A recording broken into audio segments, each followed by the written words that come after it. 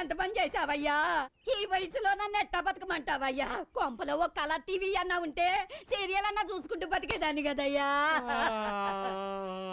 నోరు మూసుకొని పట్టుకొచ్చావు. అవతల అప్పులోళ్ళు వచ్చే టైం అయిపోయింది. వస్తారని చెప్పి పొద్దు నుంచి అలాగే పడుకోబెట్టావు నన్ను. దొరదేశం కోక్కోటానికి ఇల్లు లేకుండా ఉంది. ఈ సాగు అది ఒకటే తక్కువ. అదిగో వాళ్ళు వచ్చేస్తున్నారు. యావండే బతికిన నాళ్ళు అప్పులు చేసి చచ్చిపోనారు. చచ్చిపోనాక మిమ్మల్ని తగలేయడానికి అప్పులు ఎవరు ఇస్తారండి? అగ్గిపెట్ట కూడా లేదండి. అయ్యో యావండి బాబు, మీరేమన్నా ధర్మం చేస్తారు అగ్గిపెట్ట కన్నా? ఏంటి తెగ ఏడుపులు వినిపిస్తున్నాయి? ఎవరితో పెళ్లి జరుగుతున్నట్టుంది. పెళ్లింట్లో ఏడుపులు ఎందుకు పెడతాయి గురు? చావులే ఏంటది? ఏ నీకు తెలదా? అమ్మాయిని అత్తోరింటికి పంపించినప్పుడు కూడా అందరూ ఇలా విపరీతంగా ఏడుతారు.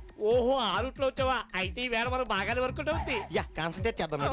బతుకున్నంత కాలం అప్పులు ఇచ్చి చచ్చాం, చచ్చిన తర్వాత కూడా అప్పులు ఇచ్చి చావాలా? గురువా నేను చెప్పలేదు చావులని. నోర్మియా సచినుడి ఇంట్లో వచ్చిందే కట్నమా, పైకి 7 కొంగరాలు కూడా ఉన్నాయి. నడు శత కూడా బతికొండగా ఈ చచ్చినట్టు చేసిన అప్పులు తీర్చలేమంటారు. అంత మాట అనకండి సార్. మా బాబాయ్ సార్ కట్టెల మీద పెట్టి కాల్చుకొని నీకు పువ్వులు ఎట్టిచ్చేస్తాం. ఏంటి బూడిదా? ఈ లెవెల్ కొత్త అప్పులోళ్ళు. ఇది బాబా అంటే నాకు మాయా మాయా మాయా ఎంత రేట్లు? ఎంత పని చేశావు? గురు ఉంగరం తీసాను. ఇంద్రాన్ని చూస్తానంటే ఇంద్రా సినిమాలో చిరంజీవిని చూస్తాం అనుకున్నాను బాబాయ్. అంతేగాని డైరెక్ట్ గా ఇంద్రుడి దగ్గరికి వెళ్ళిపోతామని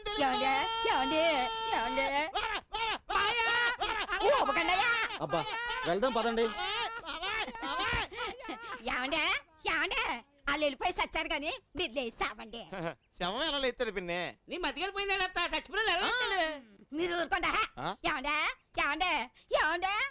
పిన్నికి పెచ్చక్కింది. మెల్ల దొరికేద్దాం. ఓరి మీ అమ్మ కడుపు కాలా, మేము జిమ్మడిపోను. చచ్చినట్టు నటించిన నా మొగుణ్ణి ఊపి చంపేశారు కదా. నటించాడా? జీవించాడు, పోయాడు. పట్టుకెళ్తున్నాను పిన్ని. అమ్మా